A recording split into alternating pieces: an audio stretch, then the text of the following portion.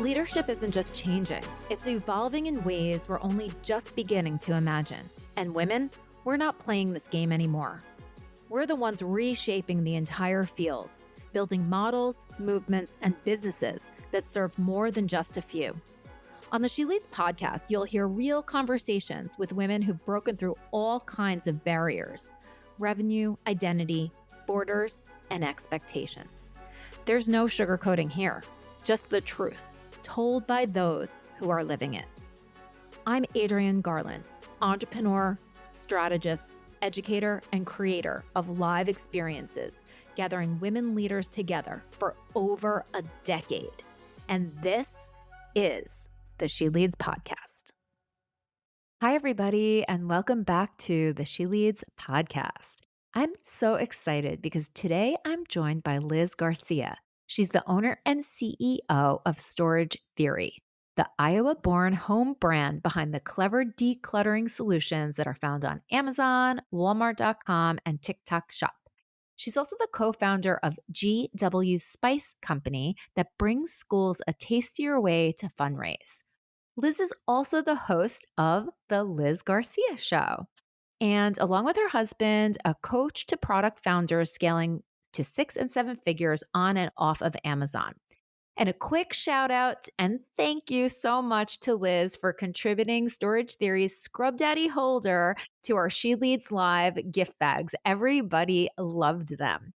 Liz is bold, practical, and all heart, and I cannot wait to speak with her today. Let's dive in. Welcome to the She Leads podcast, Liz. Hi, Adrienne. Thank you so much for having me. I'm really excited to be here today. I'm so excited to just talk about all the things that you are doing and all that you are, and how you started your business and all of just the great things that you are doing in this world. So I guess a little bit of history backstory. Let's talk a little bit about you and how you sort of ended up where you are today. Yeah, absolutely. Well, a little bit about me. So, my name is Liz Garcia. I am born and raised in the Midwest. So, I'm originally from Wisconsin, and I've been in Iowa for several years now with my husband and two fiery redheaded kiddos. And really, my entrepreneurial journey started several years ago. And I kind of give some context of a story. I think a lot of us end up having a story that catapults us into certain seasons of our life. And really, what started my entrepreneurial journey was cancer diagnosis with my husband. And so he was diagnosed with stage 1 testicular cancer in June of 2021, I believe it was. And it was a rough season because we were 7 months pregnant with our son, Mm. Luca. Mm. And Wow. so it was a lot of things happening at once. And what that season taught us, though, is how short life really is. And it Yeah. really woke us up to start chasing after the things that light us up. So, as difficult of a season as that was, it really forced us to have a lot of wisdom about life, a new perspective, if you will.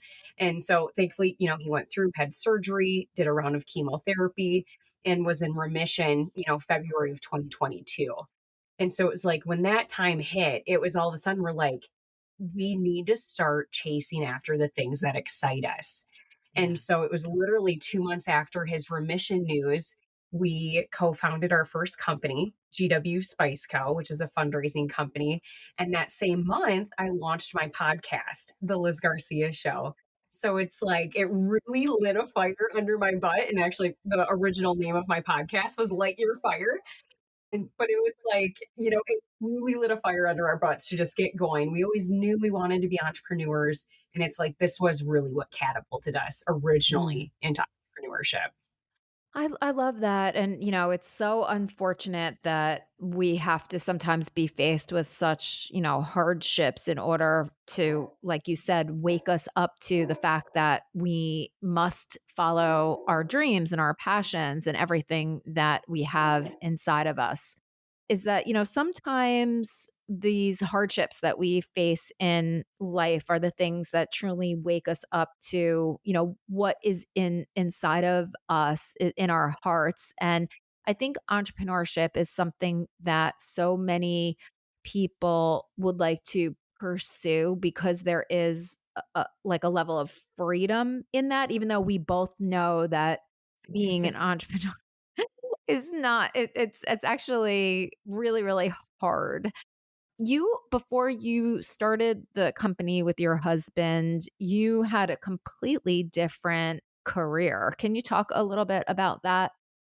Yeah, absolutely. So I've been in sales a majority of my professional career. I went to college for graphic design, but I also had a business degree or a business minor because there was always something about business, the topic of business that really excited me. And so, I always have been a creative individual. And so I went to school for graphic design. I was a graphic designer for so there was a casino company based in the Midwest, but they had several casinos out in Vegas. And I loved that because it just really helped me explore that creative side.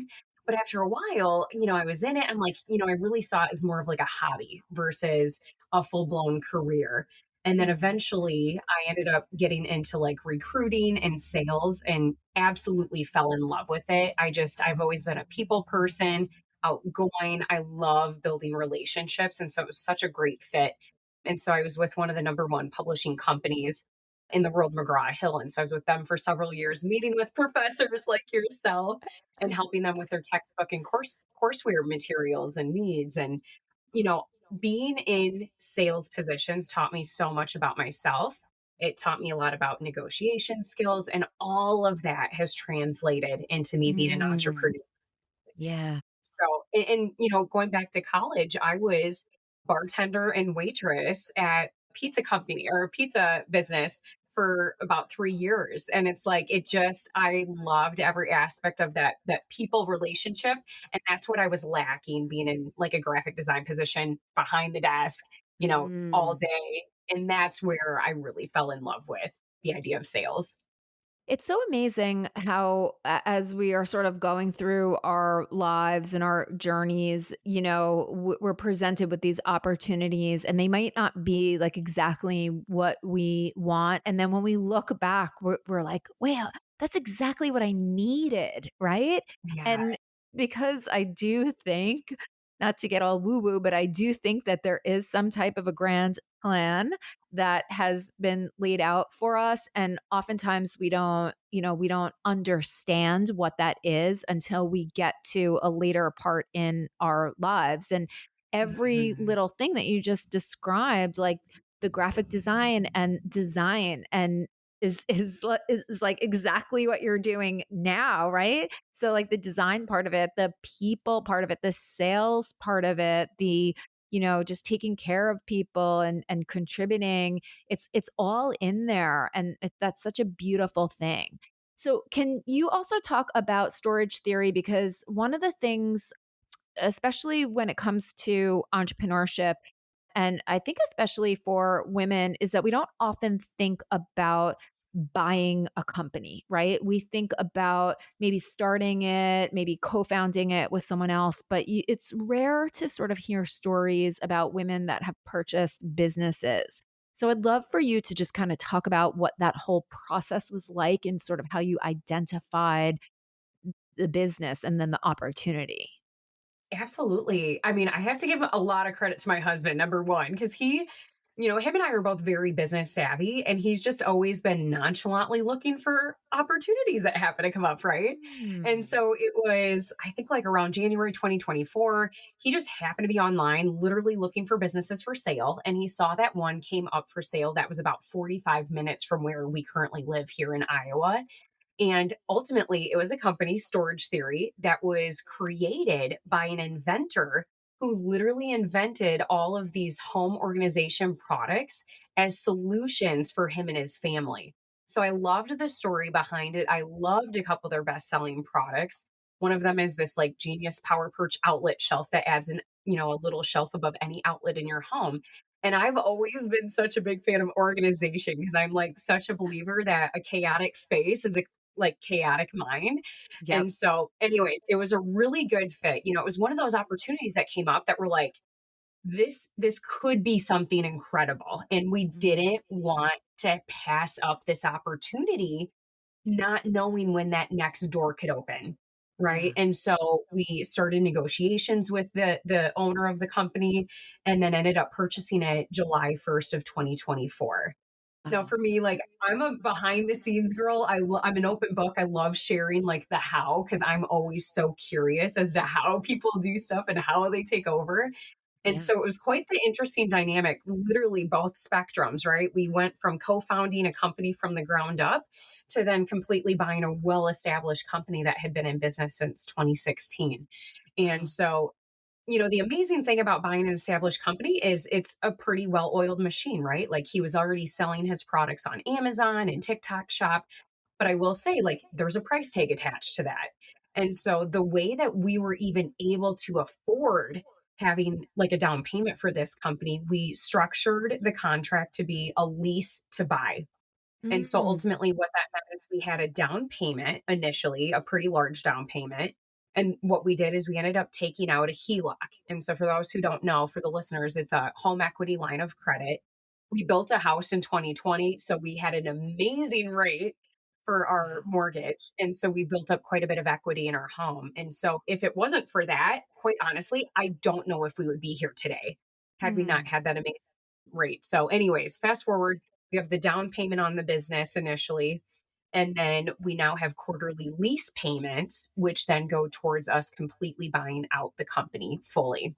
So we'll have Mm. it paid off in like about 5-ish years. So That's that's really amazing. where we're And I think the thing that that speaks to is as long as, the selling party is willing to negotiate with the people that are buying, you can literally structure a deal, if you will, however makes sense for the both people. And I'm curious what if you can share, because I think that we don't often see these things as opportunities. What was the reason, and it doesn't, you don't have to get personal, but what was the reason that the person was selling storage theory? Yeah, absolutely. The reason was he was starting a brand new company. And so with him being Oh, an inventor, he was starting a new company where he makes the manufacturing side is like he makes plastic products for people, right? So he had that company and then he had this storage theory business on the side. Well, he was starting a brand new company making like the plastic spools for fiber internet. So like you'll see, I don't know if you know what I'm talking about, wow. like the huge, Yes. yeah. So Oh my gosh. he was starting a brand new company focusing on that. So he didn't have the time or bandwidth to keep up with this Amazon business. Cause I'll be honest, like a lot of people think that Amazon businesses are passive. They very much are not. You're having No. to update the SEO on a daily basis. Like the ads, you have to pay attention to a lot. And so there is a lot of work that goes behind the scenes. And so he just didn't have the time to keep up with it. Mm. Yeah, and I think that, look, that benefits him because he knows that what he has created lives on and it will continue to grow and thrive under you and your husband's ownership. And then it allows him to move on to whatever is next for him. And I think I love that your husband was like just kind of online looking for businesses to Yeah. buy, and it happened to be that it was something close proximity to you that you could actually go and meet the founder and see, is this person like a legitimate person? Are they Mhm. real? I think that that makes a really big difference. How long did that whole, I guess, like due diligence negotiation process last? Yeah, I mean, ultimately, it was a few months long. I think, my husband kind of stumbled upon everything around that January of 2024. We really started outreaching to this individual. I think it was like February or March. And then it was, a couple months of negotiations back and forth. And then we ended up signing an official contract agreement July 1st of 2024. So, Wow. yeah, I mean, it definitely helped with him being in so close proximity because what's really neat is so his manufacturing company still manufactures our products today. So we still have a Yeah. very close relationship with him. We still are Mm. going to keep him on board for any future renditions or any future products that he might design for us. Mm. Just because typically we have like a new mold in the future. So yeah, it's been an amazing relationship, and we've just been very grateful to have such a close knit relationship with him. Hey everyone. So, for years, I've been working with Dr. Kent and sending people in my network his way. He does so much impact work. What do I mean by that? Well, he helps people create books and podcasts and things like that. He even helps with this podcast behind the scenes. Dr. Kent is my thought partner. Anyone listening knows that we all need to do what we can to get our thoughts, opinions, and voices out into the world, and how important it is for women to invest in other women and for women to hire other women. I am all about that, and you all know that. But in this case, I think Dr. Kent is an exception. He's doing something really different via this new program that he's launched called the Genius Discovery Program. So he wants to work with people like me and like you who are impact driven. Dr. Kent has an intensive program that goes for a month. He also has a 3-month program where he figures out where you're headed with your brand, your business, your speaking, and your signature story as a thought leader. I've known Dr. Kent for a long time. So believe me when I say that he has a ton of experience working with people that are looking to make an impact but might not know exactly how to approach that. So if you're interested in talking to him, you can go directly to talktokent.com, or you can send me a DM on Instagram at She Leads Media, or just shoot me an email over at hello@sheleadsmedia.com. It's so incredible, and sort of the umbrella concept of storage theory, it can literally morph into anything that you want it to become. So right now there are existing products that were existing before. What's new? What's coming out new, if anything? Yeah, absolutely. So, of course, I have to like name drop the pink sponge caddy, is what we call it. And so, for those of you who don't know, it is a holder that holds the Scrub Daddy sponges. Those are the super popular yellow smiley face sponges that were on Shark Tank several years ago. But we have a holder for them that suctions to the side of the sink. And so I'm kind of a data nerd. Like I love seeing data and information. And so my husband and I, we have access to something called Jungle Scout. And ultimately, it's a subscription that you pay for, and it gives you this amazing data on what the hot keywords are that people are searching for specific to Amazon. And so, one reoccurring theme that kept coming up was any like pink housewares. So anything housewares related that was the color pink had really Mm, high search volume. And so we were kind of scratching our heads a little bit. We knew we wanted to come out with a third color. So right now we have the color white and the color black for these sponge caddies. And so we're like, you know what? Let's try pink.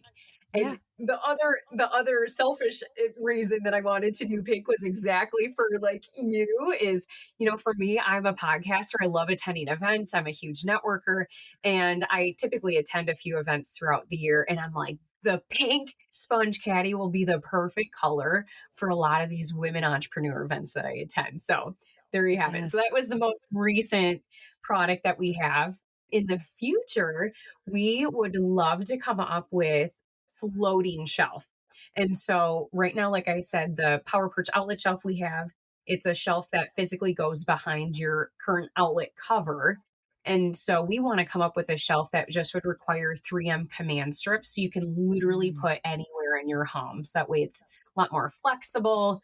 You can really use it in any part of your home that you desire. So that is on the horizon. Hopefully, we'll have to get a new mold for that. And then future products, one of the products that I love for organizing at home is like those clear acrylic bins that you can either put in yes. your fridge, pantry, things like that. I'm huge when it comes to just different containers like that. So to be I determined, but love it. hopefully sometime. To be determined, to come out soon. I love that. I love that so much. So, Liz, you also, in the beginning, we mentioned you are the owner and CEO of Storage Theory. You have a podcast. You have the GW Spice Co. And you also are freelance selling as well, I believe. How do you sort of task switch between all of those things? How do you kind of organize that? Because I want to ask you this specifically because so many women that I know, when you sort of start talking to them and you find out what it is that they're doing, they say, "Well," it's never, "I'm this," right? They're like, "Well, I do this and that, and then this on the side." First of all, why are we so Mhm. crazy? And second of all, how do you task switch between these things because they're not, not every single one of them is directly related. Right, 100%. Yeah, and you're right. I will say that's the double-edged sword, right? Like, I'm a Enneagram 7. I call myself an ADHD squirrel brain. I'm self-diagnosed ADHD, or I should say. And I will be honest, like, it can be difficult, right? But I would say it's one of the lessons I've learned from Chris Harder. So Lori and Chris Harder are really popular podcasters. He originally grew up in Green Bay, Wisconsin, and both they're now out in California. But anyways, he talks so much about stacking your day with like activities. I think there's actually a terminology for this. Obviously, like you can do time blocking and stuff too. So right now that I have a lot on my plate, it's Yeah. not just the two companies, but I did go back to corporate part-time, just 20 hours a week to supplement. It's really putting together like activities. So what I mean by that is if you have, let's say, an appointment that was scheduled for you, maybe it was a client appointment at 10 o'clock in the morning, and then you had one at 1 p.m. in the afternoon. What you would ideally like to do is push them together so they're back to back. And the Mhm. reason for that is because of the mindset behind it, right? Like you're going to use a totally different energy being on a call versus you just checking email, right? So there's different energetics behind all of that. And so when you stack your day with like activities, so maybe you're doing the first 5 hours of your day for social media or content, like you're in that same mindset versus going from hopping from one task to the other. And I'll be honest, like I'm guilty of hopping like that and I Yeah. am not productive. I so used to wear the multitasking badge, like, as a badge of honor, and I'm like, "I'm a multitasker." And I'm like, "No, like, I have to focus on one task at a time in Mhm. order to have the biggest outcome." So, Yeah. if you're someone who feels like you don't know how to structure your day, like, first truly make a list of what you have going on for that day, what's necessary, and then break it out. Okay, what can you put together, what can you divvy up, and what needs to maybe go on to the next day versus just trying to cram everything into that same day. So that's what I would Yeah. recommend. Yeah, I think that's really great advice because I too, like you, wore the multitasking, outfit with with a badge of honor. And there are scientific studies that show that multitasking is actually not possible, and that it when you try to do it, that it like degrades your ability to like do multiple things at one time. And I think for me, as I've sort of gotten a little bit older, not sure wiser, but definitely older, I feel like when I have different things stacked back to back that I just almost get paralyzed and I don't know how to easily switch between one thing and another. One of the things that I personally do when I just can't, when I have multiple things in a day and I can't change that around, is I make sure that I block like a good amount of time in between to almost be able to like ease out of one, ease into another, but it definitely has harmed like my productivity. I definitely don't get as much done even though I'm doing a million things. And why do you think that this is? Cuz I do see this as like a new phenomenon for women where we're doing God, like I don't know, why are we doing so much? Why are we doing this? Oh gosh, it's such a good question, Adrian. I think it's because I don't know. Sometimes I think we feel like we have to do it all in order to quote appear successful. And I'm guilty of that. Like, I definitely am still overcoming perfectionist tendencies myself. And that's where my husband and I are really good, like yin to the yang, where he sometimes reminds me, like, done is better than perfect. And so Yeah. I've had to coin this phrase for myself the last couple years, which is messy consistency is greater than inconsistent perfection. I'll repeat that again for the listeners. Yes. Messy consistency is greater than inconsistent perfection.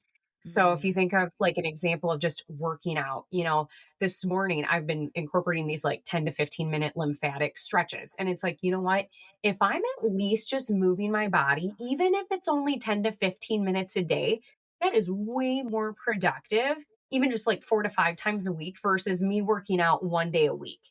You know what I Right. mean? So it's like, Yes. I have to remind myself of that like often that it's okay, like especially with me having a graphic design degree, like I'm really detail oriented, which is amazing, but sometimes I get caught up in and lost in those details Me where it's too. like if you can at least get something done, like my biggest piece of advice for life or business is number 1, just start. I think Yeah. we get so caught up in worrying about what other people are going to think, XYZ, whatever the reason may be. So, my number one thing for you is just start because you can always refine later. And I even Mm. tell people, even if you're on the fence with starting a new company or a new business, we get so caught up in the details of like, we want the picture on our website to look perfect. I'm here to tell you, you're probably going to change it 6 months down the road from now or a year from now. Like, it's happened so many times. For some of our packaging, we've changed the color scheme like twice already. And Yeah. so it's just, there's going to be different things that come up and it will force you to be in a different season, right? So, anyways, Mm. that's my little TED talk for everybody is just I love start that. now, refine later. Yeah, and I think that that takes off a lot of pressure. I think the environment now is also different than it used to be, where I think in the past, and I don't even know what time frame I'm talking about, but let's say ten years ago, 5 years ago, 10 years ago. I think maybe it was people had more eyes on exactly what you were doing. So if you launched with, a blue package, they might have been like, "Oh, why is the package now, green?" But I think everything evolves at such a rapid pace that I don't even think people like notice anymore. I don't think that Mhm. they care like, "Oh, cool." Right? It's more like, "Oh, cool. Yeah. They changed it to green." It's still an amazing product and oh, I like this better. I'm glad that they did that. So I think we put so much pressure on ourselves that everybody's looking at like every single thing that we're doing. And people are so Mhm. everybody's so busy that they don't even care what you're doing. 100%. Yeah, Yeah. and that's good advice. Just start. You can always refine, but just like strap on those running shoes and take the first step. Otherwise, you're never going to get anywhere. And it's just such great advice. I also wanted to kind of shift a little bit and talk. I know that you and your husband help to coach people on how to get their businesses, to the 7, 8 figure mark. I'm just curious, is that in like a product oriented realm or is that for service based businesses as well? Yeah, it's a great question. I mean, right now we've really just started diving into the product based space just because that's really what we're used to with storage theory. And then obviously we've got GW Spice Code too. But it was like, we from day one of owning storage theory, they were already on Amazon. And it is like the wild, wild west on Amazon. Like knowing the behind the scenes is very eye opening. I'll just keep it at that. And just like knowing all the fees that come along with there's just so much that you don't know with Amazon and we've really just had to learn along the way and we've had to figure out a lot of stuff sometimes the hard way, but we've learned some amazing lessons and we want to be an open book for other people so that way they don't make the same mistakes or they don't see themselves in the same financial position whatever it may be. And so yes, we do have a few clients right now where we're helping to grow on Amazon. It's great because my husband does a lot of the behind the scenes. He focuses on the SEO, like your keywords, what your description should be. And I focus more on the visibility side, the face, like what are your images looking like? What can you do to improve to bring more traffic to your site? Things like that. Mm. It's one of those things where we're just kind of diving into it to see where we can help. And, it's been an amazing learning experience so far. Do you think that more, and I don't really know all the statistics behind all the different businesses that are on Amazon and selling and everything. Are there a lot of women owned businesses that are on Amazon? Because it's sort of positioned in whatever, social media that like, oh, hey, start up a business on Amazon. It's easy. And we all know that it's not. Nothing comes without, hard work. But it's easy if you know how to select the right products and have a really beautiful storefront and do all of these things. Do you think that, today starting up a business on Amazon is a viable option for women? And the reason I'm asking this is because, you know, I think that I don't think women make, less per hour than men. And if you're like as a white woman, you're making less. But if you are, a color, if you that sounds terrible. Oh my God. I'm so ridiculous. If you are Hispanic, if you are a Black woman, you are making less, less, less, right? And so I think Right. that maybe one of the reasons that we're all trying to do so much is because we're trying to make up that gap. And I like to give advice to women like, okay, here's some things that you can do to get ahead, maybe make some extra money on the side so that you can truly fund your business dream and get your business at least to that $1 million mark so that you can start using all of those resources to make the change in the world that you really, really want to see. So I'm Mhm. wondering, going back to the question, is starting up a business on Amazon, is that a viable thing to do, or is that like just as hard as starting up any other business? I definitely think it's viable. I mean, the one way to look at it, Adrian, is, people it takes the longest amount of time to go from $0 to a million, right? Like, and then once you hit that $1 million mark, then usually it's easier to kind of catapult from there. And we're just about to that seven-figure mark. Amazing. The quick synopsis, they were at seven figures for several years. Well, then there were a lot of China knockoffs that came on board, knocking off our products. And so it has taken a little bit of time to kind of get back to where they were with those numbers. Now, a couple things I'm going to share. Number one is you can't do everything you're on your own. Like, ask for help, do the research, hire a VA if that makes Mm, sense, a virtual assistant to help offload. It is way cheaper to get a VA than people think it is. Especially women. Like, again, we're notorious for trying to take on as much as we can, and yeah. offloading some of that work has been huge for our business. One example is, it took us several months before we decided to finally hire some part-time help. And I was, for me, even though Amazon handles about 90 to 95% of our orders, we still have about 5 to 10% that I manually fulfill on a day-to-day basis. And that adds Wow. up, right? It's time, Yeah. money, and energy at the end of the day. And so I did finally I'm like, you know what? I need to get some help. So I hired two of our neighbors, their brother and sister, and they come in about 1 to 2 days a week just to help with orders, help, put boxes together, whatever they can do to take some work off my plate that's not my zone of genius, that it doesn't matter, right? Mm. And number two is I wanted to mention about like other areas. So we are in the process of hiring chic execs.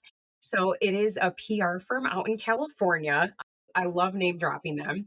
Yeah. And as ultimately they're a PR firm, but they also help with retail placement. So Mm. for anybody that has a product-based company, they help put your product in front of the big box stores, whether it's Target, whether it's, Home Goods, whether it's Nordstrom, you name it. So you pay them, it's a 3-month contract, you pay them a certain amount per month, and you can typically pick up to 5 large retailers. So especially with me going back to corporate part-time, like 20 hours a week, this is literally going to be taking out the middleman because their team is comprised of 90 women, many of them who used to be former buyers for Target, Wow. Nordstrom, Costco, you name it.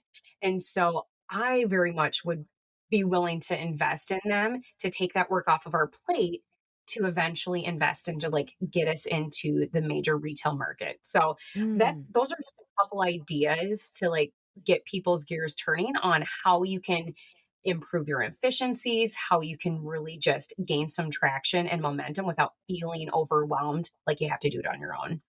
So good. And this is a key success factor, I think, for women. We have to almost, go against our that desire to do it all and to control everything. And we have to Yeah. learn how to expertly delegate. And then And then, when we do delegate, like going back to the done is better than perfect, allow maybe some things to, sometimes things break, sometimes you run into bumps in the road. We have to allow for that to happen because I know even when it comes to like, let's say cleaning my house, I'll have someone come in and clean my house. And then I'm like, they didn't scrub the baseboards. They didn't, do this. And then I'm like cleaning up after them, which is like, what are you doing, Adrian? But at least my house is a lot cleaner than it was before they came in. So I too have got to learn how to let go of some of this, perfectionism because it does hold us back. It doesn't that momentum stops when we focus on the details, and the details are definitely important, but not if it's going to stop you from that forward progress. So I think that those are such great tips. And I actually have a couple of clients that have product-based businesses as well. And I can't wait to tell them about Chic PR and sort of Chic introduce exact. Chic Yep, Execs. Okay, chic Chic exact. And I can Execs. send you the link to include in the show notes too. That would be amazing. They're And hopefully incredible. they can get some business out of this too. How amazing that would be. And then they could sponsor the show and your show too. Incredible. Yes, Incredible. yes. Well, Liz, I just appreciate you so much. Thank you so much for sort of telling us everything that goes on behind the scenes of the business. And it's so inspiring, everything that it is that you're doing. And, I can't wait for you to continue to grow and to thrive. And I'd love to invite you to come back here in, a couple of months next year and talk about all of the things that you've learned. So thank you again for contributing and tell me the name of it again, because I have it in my head, the Scrub Daddy holder, and that's not it. Yeah, sponge caddy. Sponge caddy is the Sponge official Caddy. name for it. I Yes. should have it Yeah. right in front of me. The Sponge Caddy. Thank you so much for contributing the beautiful pink Sponge Caddy for the She Leads Live bags. Again, everybody absolutely loved them. And just for sort of being a friend of She Leads, I appreciate you so much. Absolutely. Thanks so much for having me, Adrian. I really appreciate it. And if people want to get in touch with you, how can they do that? Yes, and I hang out on Instagram. That's where I like to hang out. So my personal Instagram is lizgarcia.me. And then storage theory is just at storage theory. And then you can also find us. Our regular website is storagetheory.com. However, this is a really good shout out actually for anybody who you might know who has an Amazon business. We typically recommend people to go to Amazon first. The reason for that is even though we would get like a better cut, if you will, from our regular website, the more people that are purchasing from our Amazon storefront, the more visibility we get because it shows up as like higher traffic. So I'd highly recommend. So you can just go to amazon.com/storage theory. If you purchase anything, thank you so much. Like shoot me a DM. I love seeing pictures that people have of their products. And just like anything, like with the podcasting world, reviews are like gold. So Yes. seriously, if you just not just saying from us from Storage Theory, but if you purchase from any store and you love the product, sincerely take the 2 minutes to leave a review on Amazon. It really helps boost visibility. And like I said, we have a lot of China knockoffs, and so reviews really help us like differentiate from our competition. I love that so much. And I sort of hear someone in the background with the tape and taping up boxes. So you're in the thick of it and I love it so much. So we'll definitely Yes. put all of this in the show notes. And again, thank you so much for spending your time with us here today. I really appreciate it. Yeah, no problem. Thanks so much for having me. This has been an awesome.